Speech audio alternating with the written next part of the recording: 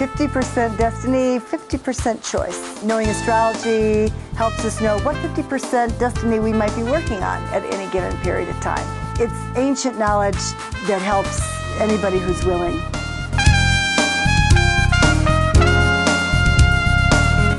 I think the number one question that people ask me is, will this relationship work out? And God, is it tempting. It's so tempting. I remember when Liza Minnelli got married. I remember reading in the tabloids, the astrologers saying, this is doomed. And, looking at the aspects, they were pretty bad.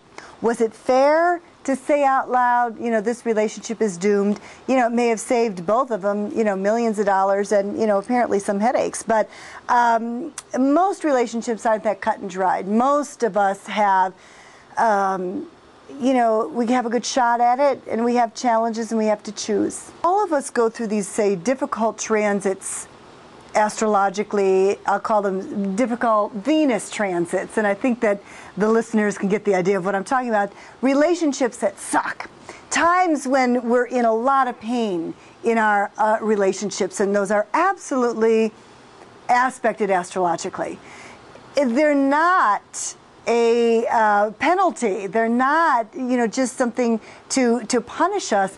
It's really those experiences that really teach us what we need to learn in relationships. And had they not been so challenging, had we not had to work so hard to either finally let somebody go or change ourselves to salvage the loving, then we would tend to keep repeating, because we're still going from, the basic map that we were born with. Do we learn? It depends on who we are and how smart we are. Okay, let's take Jennifer Lopez and Ben Affleck. Now, they had a hot romance, right? An unbelievably steamy connection.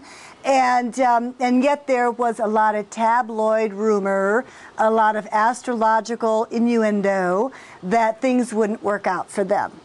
And when I looked at it, their charts, I thought, here's two people that are a lot alike.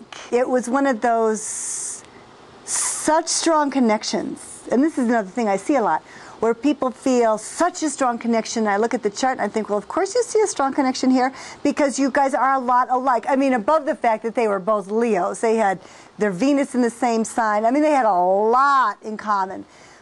And believe it or not, my concern, I would have counseled them, is eventually it would have bubbled down to a brother-sister. They were so much alike. So, anybody who knew them in the early days wouldn't have said there was any brother-sister activity going on there at all. But, we all know that, sexuality is, can be very much a flame for the first couple years. And then, so I would have counseled that. And I generally find that it's better to match up with somebody who is less like you than more like you. How do you work with somebody's skittishness? Or how do you work with somebody's bossy or aloofness? How do you work your energy with their energy so you can get the best results? I included in every pairing, every single combination of signs, what works, what doesn't work, and how to make it work. Because when it comes down to it, every pair of signs do have something that they can connect with, something in common where they can find that bridge to share the loving or share the fun of life. And so it's more knowing, well, where do we have that? So say with myself, the practical Virgo, and my Aries husband, very into new projects, let's get it going, and why finish? What we do is we kind of pair our abilities so that he moves me a little faster, a little broader than I would normally do, and I teach him to kind of see his ideas through to the practical end, which has made him quite more successful, if I say so myself.